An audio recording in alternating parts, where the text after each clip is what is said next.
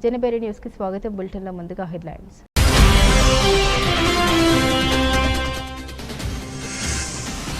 America మరో కీలక నిర్ణయం. విద్యార్థుల వీసా ఇంటర్వ్యూ నిలిపివేస్తూ ఉత్తర్వులు జారీ.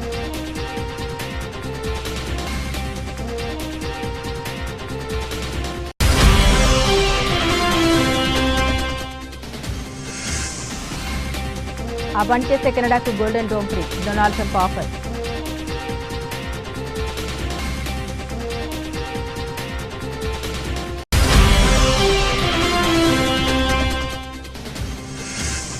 గుడ్ న్యూస్ చెప్పిన ఫిలిప్పీన్స్. భారతీయులకు వీసా ఫ్రీ ఎంట్రీ.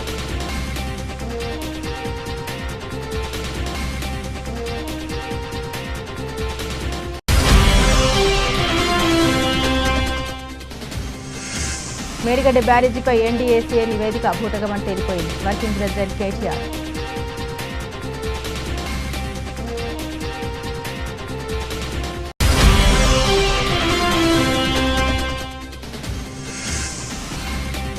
విద్యార్థుల టాయిలెట్స్ కడగాలి అంట. కాంగ్రెస్ పాలనలో గురుకులాల పరిస్థితి. ఎమ్మెల్సీ కవిత.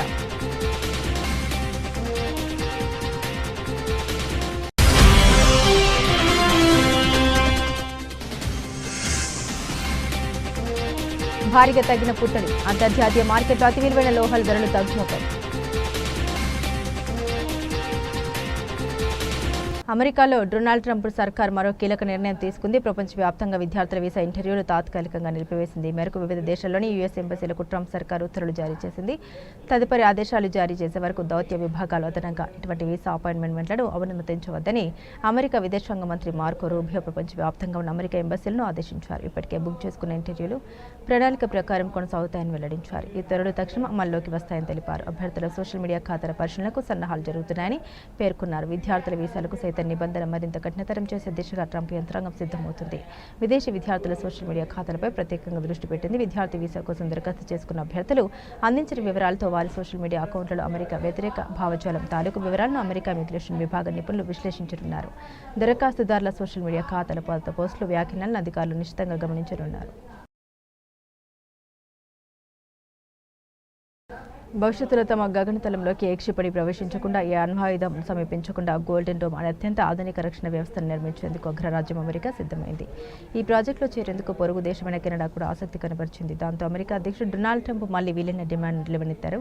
కెనడా తమ దేశంలో 51 రాష్ట్రంగా చేరితే గోల్డెన్ డోమ్ను ఉచితంగా పొందవచ్చని ఆఫర్ చేశారు. లేదంటే $61 బిలియన్ చెల్లించాల్సి ఉంటుందని తెలిపారు. అద్భుతమైన గోల్డెన్ డోమ్ వ్యవస్థలో కెనడా భాగం కావాలని తాను కోరుకుంటున్నామని, ఇదే విషయాన్ని ఆ దేశానికి చెప్పమని తెలిపారు. కానీ విడిగా ఉంటూ ఈ వ్యవస్థలో చేరాలంటే కెనడాకు $61 బిలియన్ మేర ఖర్చు అవుతుందని తెలిపారు. అదే అమెరికాలో 51 రాష్ట్రంగా చేరితే $1 కూడా చెల్లించాల్సిన అవసరం లేదని ట్రంప్ అన్నారు. ఈ ఆఫర్ను కెనడా పరిగణలోకి తీసుకుంటుందని అనుకుంటున్నామని తన ట్రూత్ సోషల్ను ట్రంప్ రాసుకొచ్చారు. అయితే అమెరికా అధ్యక్షుడి వ్యాఖ్యలపై కెనడా నుండి ఇంకా స్పందన రాలేదు. ఇజ్రాయెల్ ఐరన్ డోమ్ తరహాలో అమెరికా కోసం గోల్డెన్ డోమ్ క్షిపణి రక్షణ వ్యవస్థను ఏర్పాటు చేయనున్నట్లు ట్రంప్ ఇటీవల ప్రకటించారు. ఈ వ్యవస్థ నిర్మాణానికి $175 బిలియన్ ఖర్చవుతుందని పేర్కొన్నారు. దీంతో అమెరికా ఇక అంతరిక్షంలోనూ ఆయుధాలను మోహరించనుందని తెలిపారు. 2029 చివరి నాటికి నూతన రక్షణ వ్యవస్థను అందుబాటులోకి తెస్తామని వెల్లడించారు. అమెరికా గోల్డెన్ డోమ్ ప్రకటన తర్వాత కెనడా ప్రధాని మార్క్ కార్నీ స్పందించారు. తాము కూడా ఈ వ్యవస్థలో చేరేందుకు సిద్ధమేనని అన్నారు. అందుకోసం అగ్రరాజ్యంతో ఉన్నత స్థాయి చర్చలు జరుపుతామని తెలిపారు. ఈ క్రమంలో ట్రంప్ తాజాగా పోస్టు పెట్టారు. కాగా అమెరికా అధ్యక్ష ఎన్నికల నాటి నుండే ట్రంప్ కెనడా 51 రాష్ట్రంగా అమెరికాలో చేరాలని డిమాండ్ చేస్తున్నారు. దీన్ని కెనడా సర్కార్ ఖండిస్తూ వస్తుంది. తమ దేశం అమ్మకానికి లేదంటూ గట్టిగా చెప్పింది. ఆ క్రమంలోనే అధికారంలోకి వచ్చిన తర్వాత కెనడాపై ట్రంప్ సుంకాలతో విరుచుకుపడ్డారు. ప్రతిగా కెనడా కూడా టారిఫ్లు విధించింది. స్వదేశంలో తిరగడానికైతే ఏ ఆటంకాలు ఉండవు. అదే విదేశాలు చుట్టేయాలంటే మాత్రం భారత పాస్పోర్ట్తో పాటు సంబంధిత దేశాల వీసా ఉండాల్సిందే. ఇందుకెన్నో దరఖాస్తుల ఆధారాలు సమర్పించాల్సి ఉంటుంది. అందుకే చాలామంది విదేశాలకు వెళ్లాలంటే జంకుతారు. ఆ కోరిక ఉన్న తతంగాలన్నీ పూర్తి చేయలేక వెనక్కి తగ్గుతుంటారు. అయితే వీసాతో పని లేకుండా స్వేచ్ఛగా మన దేశానికి రండని కొన్ని దేశాలు ఆహ్వానం పలుకుతున్నాయి. ఇండియాకు పొరుగున ఉన్న నేపాల్, భూటాన్, శ్రీలంక, మాల్దీవులకు వెళ్లేందుకు వీసాతో పని లేదు. భారతీయులకు ప్రత్యేకంగా ఈ దేశాలు నిబంధనలు ఏమీ ఉండవు. కొన్ని దేశాలు వీసాకు సంబంధించిన కొన్ని నిబంధనల్లో తాత్కాలిక వెసులుబాటును కల్పించాయి. మరికొన్ని దేశాలు గడువులు విధిస్తున్నాయి. ఈ నేపథ్యంలో తాజాగా భారతీయ పర్యాటకులకు ఆగ్నేయ ఆసియా దేశం ఫిలిప్పీన్స్ శుభవార్త చెప్పింది. వీసా లేకుండానే తమ దేశంలోకి భారతీయులు ప్రవేశించవచ్చని తెలిపింది. ఇందుకోసం 2 రకాల స్వల్పకాలిక వీసా రహిత ప్రవేశ సౌకర్యాలు కల్పిస్తుంది. అయితే వీటికి వేర్వేరు అర్హత ప్రమాణాలు ఉన్నాయి. ఈ కేటగిరీ కింద భారతీయ పౌరులు కేవలం పర్యాటక ప్రయోజనాల కోసం ఎటువంటి వీసా లేకుండా ఫిలిప్పీన్స్లో 14 రోజుల వరకు బస చేయవచ్చు. అయితే వీసా రహిత ప్రవేశాన్ని పొడిగించుకోవడానికి వీలుండదు. అంతేకాదు దీన్ని వేరే రకం వీసాగా మార్చుకోవడానికి కూడా అవకాశం ఉండదు. ప్రయాణ ఉద్దేశం పూర్తిగా పర్యాటకానికి మాత్రమే పరిమితమై ఉండాలి. ప్రయాణ సమయానికి పాస్పోర్ట్ కనీసం 6 నెలలు చెల్లుబాటు అయ్యేలా ఉండాలి. హోటల్ బుకింగ్ లేదా వసతి నిర్ధారణ పత్రాలు ఉండాలి. పర్యటన ఖర్చులు భరించగలిగే సామర్థ్యం ఉందని కొన్ని రోజులు చూపించాల్సి ఉంటుంది. బ్యాంక్ స్టేట్మెంట్లు, ఉద్యోగ ధృవీకరణ పత్రాలు వంటివి రిటర్న్ లేదా తదుపరి ప్రయాణ టికెట్ ఉండాలి. గతంలో ఫిలిప్పీన్స్ ఇమిగ్రేషన్ రికార్డులో ఎటువంటి ప్రతికూల చరిత్ర ఉండకూడదు. 2 రోజుల విధానం ద్వారా అక్కడికి వెళ్లే భారతీయులు 30 రోజుల పాటు వీసా లేకుండా ఫిలిప్పీన్స్లో ఉండే అవకాశం పొందుతారు. అయితే ఇది కేవలం Australia, Japan, America, Canada, Singapore, UK వంటి కొన్ని ప్రధాన దేశాల వీసా లేదా శాశ్వత నివాస అనుమతులు కలిగి ఉన్న భారతీయ పౌరులకు మాత్రమే వర్తిస్తుంది. ఈ వీసా విధానం ప్రకారం దరఖాస్తుదారులు ఈ visa.gov.in వెబ్సైట్లో రిజిస్టర్ అవ్వాల్సి ఉంటుంది. మేడిగడ్డ బ్యారేజీపై ఎన్డీఏసీ ఇచ్చిన నివేదిక అంతా బూటకమని ఇప్పటిదాకా బీఆర్ఎస్ చెబుతున్న మాట అక్షరాలు నిజమని తెలిపోయింది అని ఆ పార్టీ వర్కింగ్ ప్రెసిడెంట్ కేటీఆర్ అన్నారు. కనీస పరీక్షలు నిర్వహించకుండా ఎన్డీఏసీ తుది రిపోర్ట్ ఎలా ఇస్తుందని ప్రపంచ ప్రఖ్యాత నిర్మాణ సంస్థ ఎల్ఎన్టీ సూటిగా ప్రశ్నించడంతో ఈ నివేదిక తప్పుల తడుక అని రుజువైపోయిందని కేటీఆర్ పేర్కొన్నారు. క్షేత్రస్థాయిలో కనీస పరీక్షలు చేయకుండానే ఎన్డీఏసీ ఇచ్చిన నివేదికను ఎల్ఎన్టీ పూర్తిగా తిరస్కరించడం రాష్ట్రంలోని కాంగ్రెస్ సర్కారుకు, కేంద్రంలోని బీజేపీ ప్రభుత్వానికి పూర్తిగా చెంపపెట్టలాంటిదే. నాడు అసెంబ్లీ ఎన్నికల వేల గంటల వ్యవధిలో ఇచ్చిన ప్రాథమిక నివేదికను మొదలుకొని ఏడాదిన్నర దాకా సాగదీసి ఇటీవల ఇచ్చిన తుది నివేదిక వరకు రెండింటిలోనూ అడుగడుగున వ్యత్యాసాలు పొంతనలేని అంశాలుండటం రిపోర్టు దొల్లతనాన్ని బయటపెట్టింది. ఇలాంటి పనికిరాని రిపోర్టును పట్టుకుని ఎన్డీఏసీ నివేదికను తమకు ప్రామాణికమని ముఖ్యమంత్రి రేవంత్ రాష్ట్ర ప్రభుత్వం చెప్పడం వారి అసమర్థతకు, చేతకంతనానికి, దివాలాకోరు విధానాలకు నిదర్శనమని కేటీఆర్ పేర్కొన్నారు. కేసీఆర్ పేరొస్తుందని రాజకీయ కక్షతో ప్రపంచంలోనే అతిపెద్ద లిఫ్ట్ ఇరిగేషన్ ప్రాజెక్టు అయిన కాళేశ్వరాన్ని పక్కన పెట్టి సీఎం రేవంత్ క్షమించారని పాపం చేశారు. ఇప్పటికే ముఖ్యమంత్రి నిర్వాహకం వల్ల ఏడాదిన్నరగా రాష్ట్రంలోని లక్షలాది ఎకరాల పంటలు ఎండగొట్టి 500 మందికి పైగా అన్నదాతల ఆత్మహత్యలకు కారణమయ్యారన్నారు. పోలవరం ప్రాజెక్టులో డయాఫ్రామ్ వాల్ కొట్టుకుపోయినా శరవేగంగా పునరుద్ధరించిన సంగతి మర్చిపోయి మేడిగడ్డ విషయంలో మాత్రం 18 నెలలుగా మొత్తం ప్రాజెక్టునే కోల్డ్ స్టోరేజ్లోకి నెట్టడం అత్యంత దుర్మార్గమని కేటీఆర్ మండిపడ్డారు. నాడు అసెంబ్లీ ఎన్నికల వేళ బీఆర్ఎస్పై బురద జల్లేందుకు కుట్ర చేసిన కాంగ్రెస్, బీజేపీ ఇటీవల బీఆర్ఎస్కు రజతోత్సవ సభను దెబ్బతీయాలనే కుతంత్రాలతోనే తుది నివేదిక పేరిట నయ డ్రామాకు తెరతీశారన్నారు. ప్రాజెక్టు ప్రణాళిక నుంచి నిర్మాణ నాణ్యత వరకు అడుగుడున ఎక్కడ రాజీ పడకుండా కఠిన ప్రాజెక్టుపై బురద జల్లడం మానికనైనా ఎలాంటి అభ్యంతరాలకు ప్రభుత్వం ఎన్డీఏసీ సమాధానం చెప్పాలన్నారు. లేకపోతే అన్నదాతల ఆగ్రహానికి ముఖ్యమంత్రితో పాటు కాంగ్రెస్, బీజేపీల కుట్ర రాజకీయాలకు తెలంగాణ రైతులు తగిన గురపాఠం చెప్పడం ఖాయమని కేటీఆర్ అన్నారు. జై కిసాన్, జై కాళేశ్వరం, జై తెలంగాణ అని కేటీఆర్ నినదించారు.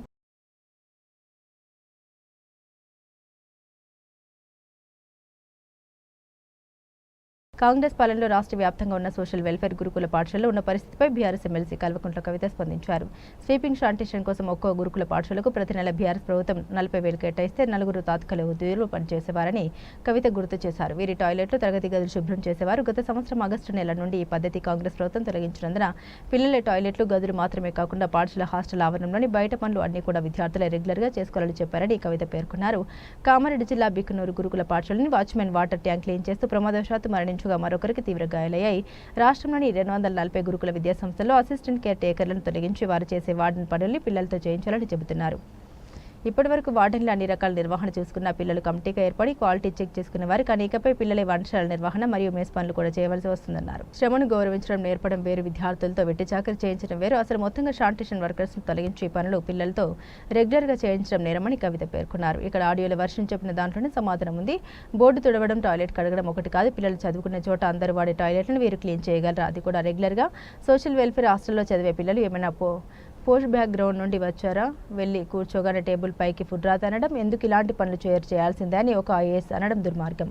ఈ వివక్షల నుండి తప్పించడానికే కదా ఈ పిల్లలకు సాంఘిక సంక్షేమ హాస్టల్స్ ఏర్పాటు చేయించి చదివించేది. ఇది డిగ్నిటీ ఆఫ్ లేబర్ నేర్పడం కాదు, కుల వివక్ష, శ్రమ దోపిడీ మాత్రమే అని కవిత అన్నారు. కాళేశ్వరం ప్రాజెక్టులో మేడిగడ్డ బ్యారేజ్ కుంగిపోయిన ఘటనపై జరుగుతున్న విచారణలో కీలక పరిణామం చోటు చేసుకుంది. ఈ వ్యవహారంపై జస్టిస్ పీసీ ఘోష్ కమిషన్ ఎదుట హాజరు కావాలని మాజీ ముఖ్యమంత్రి కేసీఆర్ నిర్ణయించుకున్నారు. పలు దఫాలుగా రిటైర్డ్ ఇంజనీర్లు న్యాయ నిపుణులతో సంప్రదింపులు జరిపి వారి సలహాలు స్వీకరించిన అనంతరం జూన్ 5వ తేదీన విచారణకు హాజరు కావాలని ఆయన నిర్ణయించినట్లు బీఆర్ఎస్ పార్టీ వర్గాలు వెల్లడించాయి. మేడిగడ్డ బ్యారేజ్ కుంగుబాటు ఘటనపై జస్టిస్ పీసీ ఘోష్ నేతృత్వంలోని కమిషన్ ఇప్పటికే 100కు పై అధికారులు, ఇతర వ్యక్తులను విచారించింది. వారిలో చాలా మంది అప్పటి ప్రభుత్వ పెద్దల ఆదేశాల ప్రకారమే తాము నడుచుకున్నామని కమిషనర్కు తెలియజేసినట్టు సమాచారం. ఈ క్రమంలోనే మాజీ మాజీ ముఖ్యమంత్రి కేసీఆర్తో పాటు మాజీ మంత్రులు హరీష్ రావు, ఈటెల రాజేందర్లకు కమిషన్ ఇటీవల నోటీసులు జారీ చేసి వ్యక్తిగతంగా విచారణకు హాజరు కావాలని ఆదేశించింది. హరీష్ రావు, ఈటెల రాజేందర్ విచారణకు హాజరవుతారని ఇప్పటికే స్పష్టం చేయగా కేసీఆర్ నిర్ణయంపై ఉత్కంఠ నెలకొంది. గతంలో విద్యుత్ అవకతవకలపై నియమించిన కమిషన్ నోటీసులు ఇచ్చినప్పుడు కేసీఆర్ న్యాయస్థానాలు ఆశ్రయించి సుప్రీంకోర్టు నుంచి ఊరట పొంది విచారణకు హాజరు కాని నేపథ్యంలో కాళేశ్వరం కమిషన్ విషయంలో ఆయన వైఖరిపై సందిగ్ధత ఏర్పడింది. అయితే ఈసారి విచారణకు హాజరు కావాలని కేసీఆర్ నిర్ణయించుకున్నట్లు తెలుస్తోంది.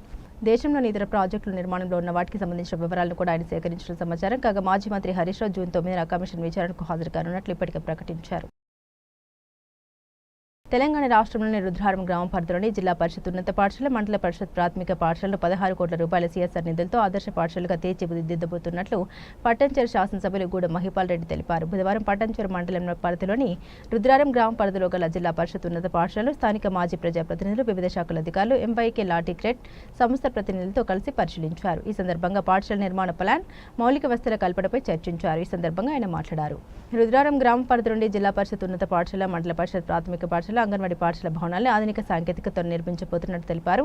ఎంవైకే లాట్రికెట్ పరిశ్రమ సహకారంతో 16 కోట్ల అంచనా వ్యయంతో ప్రముఖ ఆర్కిటెక్చర్ సంస్థ కృతిక ద్వారా ఆధునిక వసతులతో నిర్మించనున్నట్టు తెలిపారు. జిల్లా పరిషత్ ఉన్నత పాఠశాలను 3 ఎకరాల 34 గుంటల స్థలంలో 43,378 చదరపు అడుగుల విస్తీర్ణంతో 15వ తరగతి గదులు, మండల పరిషత్ పాఠశాలను 1 ఎకరా 23 గుంటల స్థలంలో 26,586 చదరపు అడుగుల విస్తీర్ణంలో 10వ తరగతి గదులు నిర్మించబోతున్నట్టు తెలిపారు. వీటితో పాటు ఫుట్బాల్, బ్యాడ్మింటన్, కబడ్డీ కోర్టు నిర్మించబోతున్నట్టు తెలిపారు.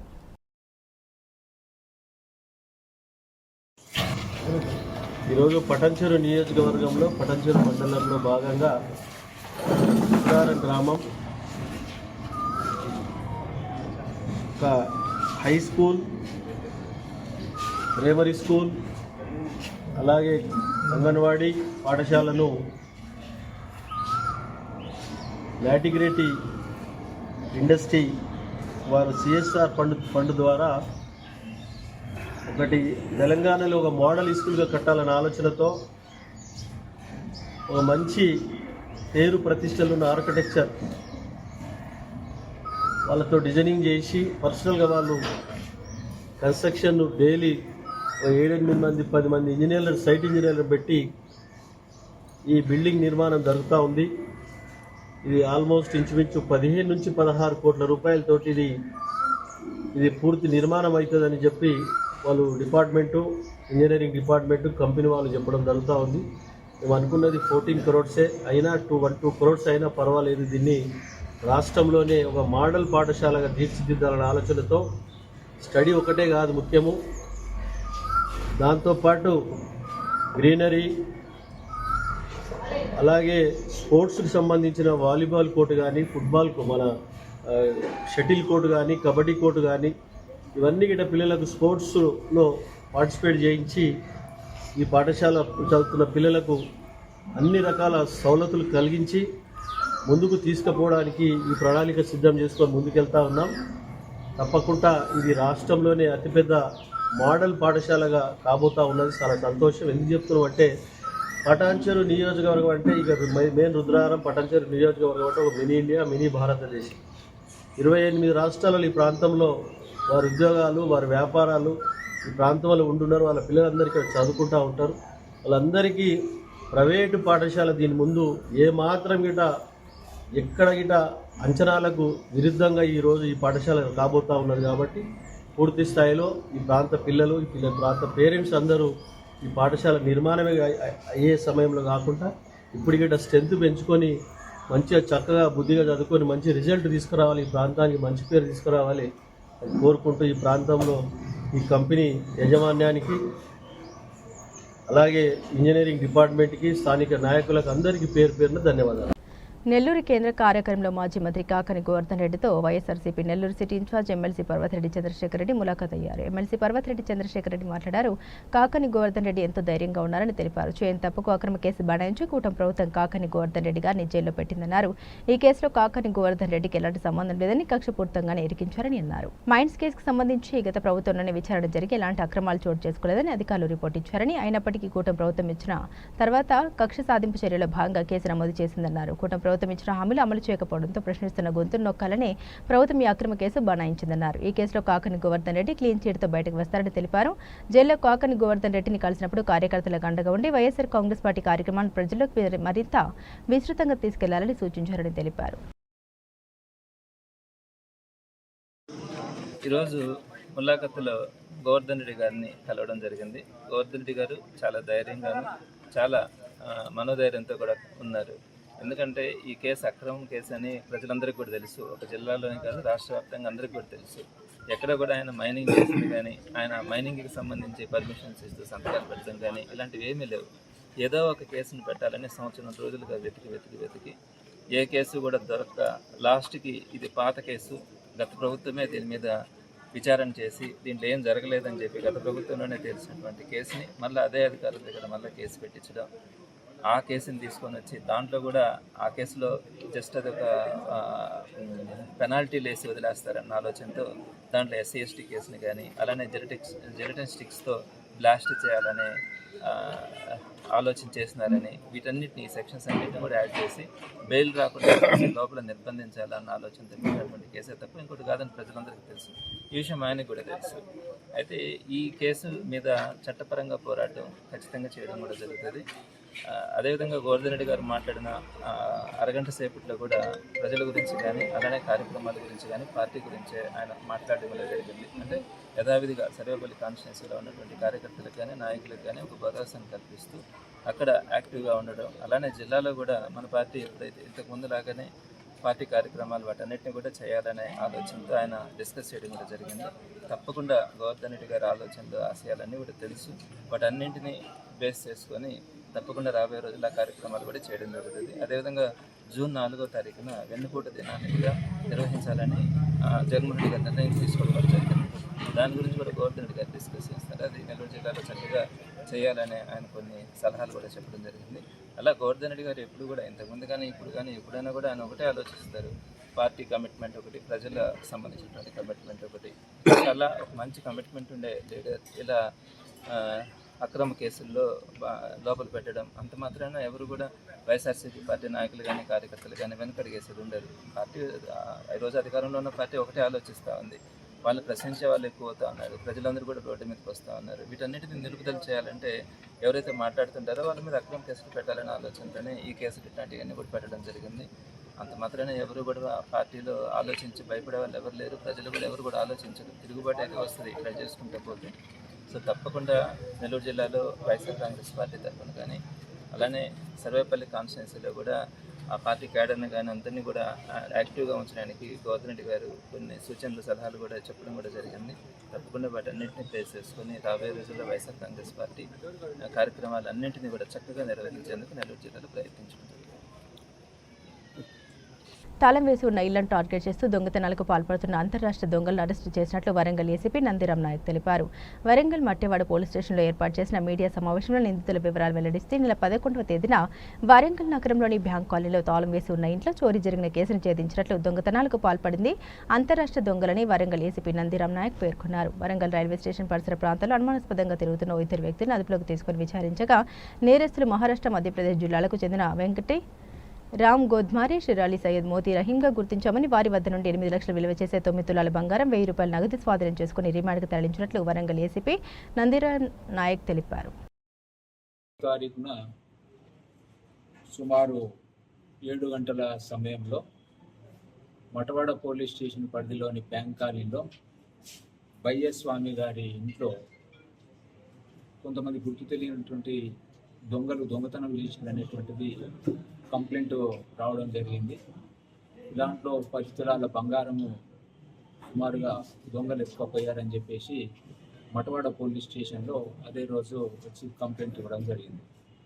ఆ కంప్లైంట్ పైన మా మటవాడ సిఐ గారు కేసు నమోదు చేసి ఎస్ఐ నవీన్ ఆధ్వర్యంలో ఒక డెడికేటెడ్ టీమ్ ఈ దొంగలను పట్టుకోవడానికి ఒక డెడికేటెడ్ టీమ్ను ఫామ్ చేసి ఈ కేసు ఛేదించడానికి ఎఫర్ట్స్ స్టార్ట్ చేయడం జరిగింది.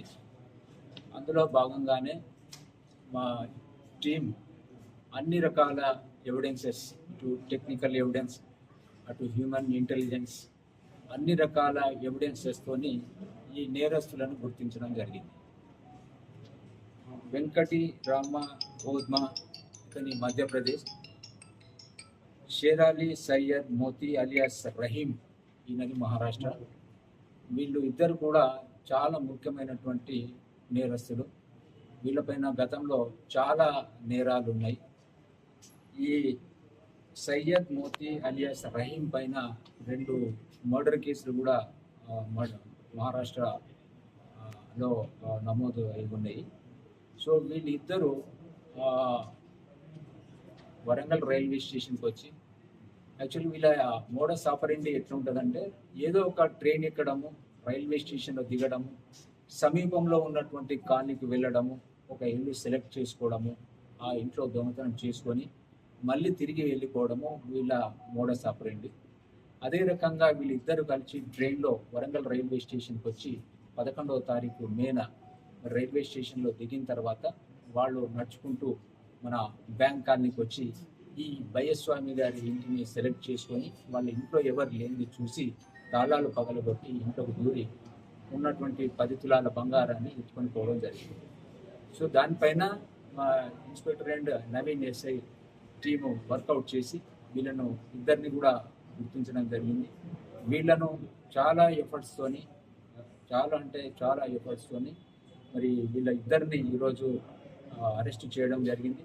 వీళ్ళ దగ్గర ఇంటాక్ట్ ప్రాపర్టీ ఏదైతే ఇంట్లో నుంచి బంగారం పోయిందో సేమ్ ఇంటాక్ట్ ప్రాపర్టీని ఆ ఇద్దరు నేరస్తుల దగ్గర ఈరోజు స్వాధీనం చేసుకొని వాళ్ళని ఈరోజు రిమాండ్ పంపడం జరుగుతూ ఉంది. సో ఇది యాక్చువల్గా అంతర్రాష్ట్ర ముఠా, ఇది చాలా ఇంపార్టెంట్ నేరస్తులు.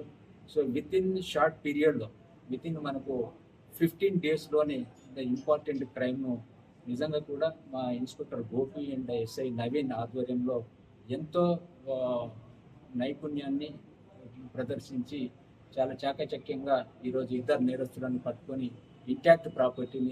ఆంధ్రప్రదేశ్లో కాంగ్రెస్ పార్టీకి పూర్వ వైభవం తీసుకొచ్చి క్షేత్రస్థాయిలో పార్టీని బలోపేతం చేసే దిశగా ఏపీ కాంగ్రెస్ కమిటీ అధ్యక్షురాలు వైఎస్ షర్మిల కీలక అడుగులు వేస్తున్నారు. రాష్ట్ర వ్యాప్తంగా అన్ని జిల్లాలను కలుపుతూ విస్తృత పర్యటనకు శ్రీకారం చుట్టనున్నారు. ఈ పర్యటన ద్వారా పార్టీ శ్రేణుల్లో నూతన ఉత్సాహం నింపడంతో పాటు ప్రజలతో మమేకమై వారి సమస్యలను నేరుగా తెలుసుకోవాలని షర్మిల లక్ష్యంగా పెట్టుకున్నారు. వైఎస్ షర్మిల చేపట్టనున్న ఈ రాష్ట్ర స్థాయి పర్యటన జూన్ 9న చిత్తూరు జిల్లా నుండి ప్రారంభమవుతుందని కాంగ్రెస్ పార్టీ రాష్ట్ర కార్యాలయం అధికారికంగా వెల్లడించింది.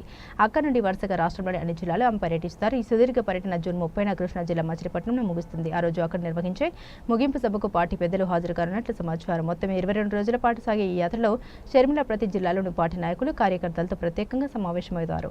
అంతేకాకుండా ప్రజలను కలిసి వారి సాధక బాధల్ని వింటూ కాంగ్రెస్ పార్టీ ఆవశ్యకతను వారికి వివరించనున్నారు. ఈ పర్యటన వెనుక పలు కీలక లక్ష్యాలు ఉన్నాయని ఆ పార్టీ వర్గాలు తెలిపాయి. ప్రధానంగా క్షేత్రస్థాయిలో పార్టీ కేడర్ను ఉత్తేజపరచడం, ప్రజల సమస్యలు విని అర్థం చేసుకోవడం, పార్టీ కార్యక్రమాలు ప్రజల్లోకి బలంగా తీసుకెళ్లడం, అలాగే కాంగ్రెస్ పార్టీకి నూతన జవసత్వాలు అందించడం ఈ పర్యటన ముఖ్య లక్ష్యమని పేర్కొన్నారు. ఈ పర్యటన ద్వారా రాష్ట్రంలో కాంగ్రెస్ పార్టీకి మళ్లీ పూర్వపు బలం చేకూరుతుందని పార్టీ శ్రేణులు ధీమా వ్యక్తం చేస్తున్నాయి.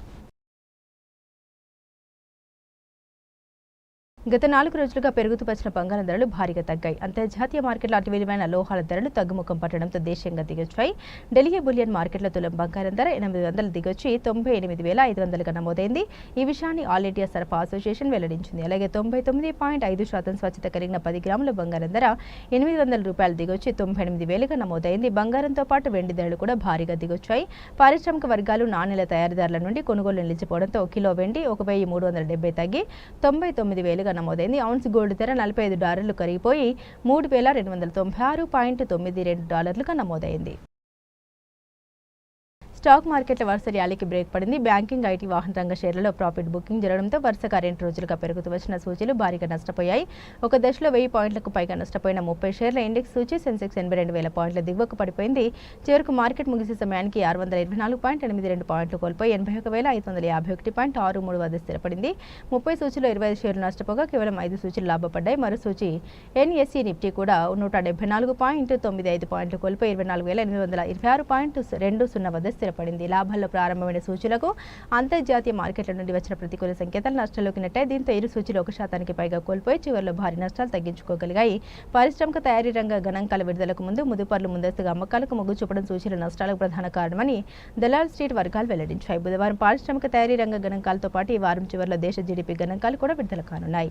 సూచీలో అల్ట్రాటెక్ సిమెంట్ గరిష్టంగా 2.21% నష్టపోయి టాప్ లూజర్గా నిలిచింది. దీంతో పాటు ITC 2%, Tata motors, NTPC, axis bank, HCL, Mahindra and HDFC bank, ICICI బ్యాంకులు నష్టపోయాయి. ఇండియన్ ప్రీమియర్ లీగ్ చరిత్రలోనే యువ ఆటగాడు రిషబ్ పంత్కు ఈసారి అత్యధిక ధర 27 కోట్లు పైగా కెప్టెన్సీ కూడా. దాంతో అతడిపై భారీ అంచనాలు. కానీ పంత్ వాటిని అందుకోలేక ఘోర వైఫల్యంతో తీవ్ర విమర్శలు ఎదుర్కొన్నాడు. అయితే మంగళవారం సొంత మైదానం ఎకానా స్టేడియంలో రాయల్ ఛాలెంజర్స్ బెంగళూరు ఆర్సీబీతో జరిగిన ఐపీఎల్ ఆఖరి లీగ్ మ్యాచ్లో లక్నో బ్యాటర్ రిషబ్ పంత్ శతకంతో చెలరేగాడు. కేవలం 54 బంతుల్లో అతను సెంచరీ బాదాడు. ఈసారి ఐపీఎల్లో పెద్దగా ఫామ్లో లేని పంత్ లీగ్ చివరి మ్యాచ్లో మాత్రం తన స్ట్రోక్ ప్లేతో అభిమానులు అలరించాడు. శతకం పూర్తి కాగానే బ్యాట్ హెల్మెట్ పక్కన పడేసి గాల్లో పల్టీ కొడుతూ వెరైటీ సెలబ్రేషన్స్ చేసుకున్నాడు. జిమ్నాస్ట్ తరహాలో గాల్లో ఎగిరి తన ఆనందాన్ని వ్యక్తం చేశాడు. నిజానికి ఈ సీజన్ ఐపీఎల్లో పంత్ తన బ్యాటింగ్ పవర్ చూపించలేకపోయాడు. ఎట్టకేలకు లాస్ట్ మ్యాచ్లో సెంచరీతో మళ్లీ ఫామ్లోకి వచ్చేశాడు. వింటేజ్ పంత్ అంటే ఏంటో చూపించాడు. ఈ మ్యాచ్లో 6 4తో ఆకాశ్ హద్దుగా రెచ్చిపోయాడు. 61 బంతుల్లో 118 రన్స్ చేసి నాట్అవుట్గా నిలిచాడు. దీంతో సెంచరీ తర్వాత పంత్ ఒక రేంజ్లో సెలబ్రేట్ చేసుకున్నాడు. ఇక పంత్ సెంచరీ చేసిన లక్నో జట్టుకు విజయం మాత్రం దక్కలేదు. ఈ మ్యాచ్లో ఆర్సీబీ 6 వికెట్ల తేడాతో విజయం సాధించింది. మొదట బ్యాటింగ్ చేసిన ఎల్ఎస్జీకి రిషబ్ పంత్ 61 బంతుల్లో 118 నాట్అవుట్, 11 ఫోర్లు, 8 సిక్సర్లు, అజయ్ శతకంతో చెలరేగ్గా మిచెల్ మార్ష్ 37 బంతుల్లో 67, 4 ఫోర్లు, 5 సిక్సర్లు రాణించడంతో అజట్ 20 ఓవర్లలో 3 వికెట్ల నష్టానికి 227 పరుగుల భారీ స్కోర్ చేసింది. ఈ భారీ లక్ష్య ఛేదంతో బరిలోకి దిగిన ఆర్సీబీ మరో 8 బంతులు మిగిలి ఉండగానే టార్గెట్ను అందుకుంది. ఆఖరిలో జితేష్ శర్మ మేరకు బ్యాటింగ్ బెంగళూరుకు సూపర్ విక్టరీని అందించింది. జితేష్ 33 బంతుల్లోనే ఏకంగా 85 రన్స్ చేసి నాట్అవుట్గా నిలిచాడు. ఈ విజయంతో పాయింట్ల పట్టికలో 2వ స్థానానికి దూసుకెళ్లిన బెంగళూరు క్వాలిఫైయర్ 1లో ఈ నెల 29న పంజాబ్ కింగ్స్తో తలపడనుంది. ఇందులో గెలిచిన జట్టు నేరుగా ఫైనల్కు వెళ్తుంది. టాలీవుడ్లో మరో కొత్త కాంబో తెరపైకి రాబోతుంది. Mega power star Ram Charan, star director Trivikram Srinivas కాంబినేషన్లో ఒక సినిమా రాబోతుందనే వార్తలు టాలీవుడ్లో హాట్ టాపిక్గా మారాయి. ప్రస్తుతం అందుతున్న సమాచారం ప్రకారం ఈ క్రేజీ కాంబోలో సినిమా వచ్చే అవకాశం ఉందని తెలుస్తోంది. త్రివిక్రమ్ చివరి చిత్రం గుంటూరు కారం తర్వాత తన తదుపరి ప్రాజెక్టు విషయంలో సస్పెన్స్ కొనసాగింది. మొదట అల్లు అర్జున్ సినిమాతో చేయాలనుకున్నప్పటికీ బన్నీ ప్రస్తుతం అట్లీ దర్శకత్వంలో సినిమాతో బిజీగా ఉండడంతో త్రివిక్రమ్ ప్రాజెక్టు వాయిదా పడింది. ఈ గ్యాప్లో త్రివిక్రమ్ విక్టరీ వెంకటేష్తో ఒక కామెడీ ఎంటర్టైనర్ని తెరకెక్కించేందుకు సిద్ధమవుతున్నారని కూడా వార్తలు వచ్చాయి. ఇదిలా ఉంటే తాజాగా సమాచారం ప్రకారం జనసేన అధినేత పవన్ కళ్యాణ్ సూచన మేరకు త్రివిక్రమ్ రామ్ చరణ్ కోసం ఒక కథను సిద్ధం చేశారని తెలుస్తోంది.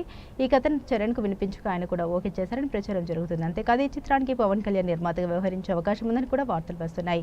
రామ్ చరణ్ ప్రస్తుతం బుచ్చుబాబు దర్శకత్వంలో పెద్ద సినిమా షూటింగ్లో బిజీగా ఉన్నారు. ఈ సినిమా 2026లో విడుదలయ్యే అవకాశం ఉంది. పెద్ద తర్వాత సుకుమార్ దర్శకత్వంలో ఒక సినిమా చూడడానికి చరణ్ కమిట్ అయ్యారు. అయితే సుకుమార్ తన స్క్రిప్ట్ వర్క్ ఎక్కువ సమయం తీసుకున్నందున ఈ గ్యాప్లో త్రివిక్రమ్తో సినిమా చేయడానికి చరణ్ ఆసక్తి చూపిస్తున్నారని టాక్. త్రివిక్రమ్ రామ్ చరణ్ మధ్య త్వరలోనే ఒక అధికారిక సమావేశం జరగనుందని, ఈ ప్రాజెక్టుపై త్వరలో స్పష్టత వచ్చే అవకాశం ఉందని సినీ వర్గాల సమాచారం. ఒకవేళ ఈ కాంబినేషన్లో సెట్ అయితే 2020లో ఈ సినిమా విడుదలయ్యే అవకాశం ఉందని తెలుస్తుంది. ఈ ప్రాజెక్టు కార్యరూపం దాల్చుతుందా లేదా చూడాలి. బులెటిన్ ముగించే ముందు హెడ్లైన్స్ మరోసారి.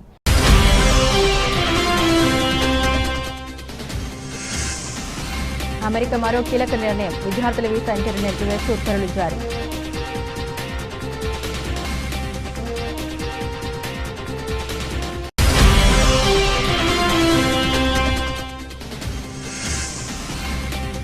ఆ పని చేసే కెనడాకు golden dome free, Donald Trump offer.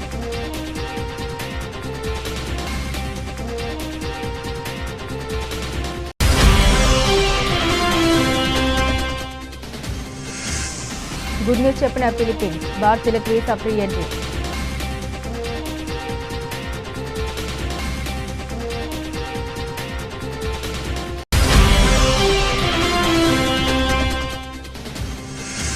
Medigadda బ్యారేజీపై ఎన్డీఏసీఏ నివేదిక భూతగమని తేలిపోయింది. Working president KCR.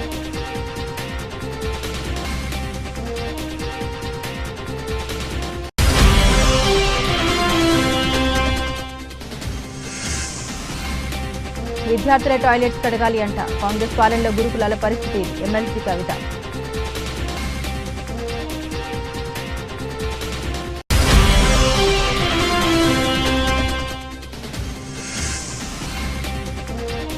భారీగా తగ్గిన పుత్తడి, అంతర్జాతీయ మార్కెట్లో అతి విలువైన లోహాల ధరలు తగ్గుముఖం. ఇవి బులెటిన్లోని విశేషాలు. తిరిగి మరో బులెటిన్తో మళ్ళీ కలుసుకుందాం. అంతవరకు సెలవు. నమస్కారం.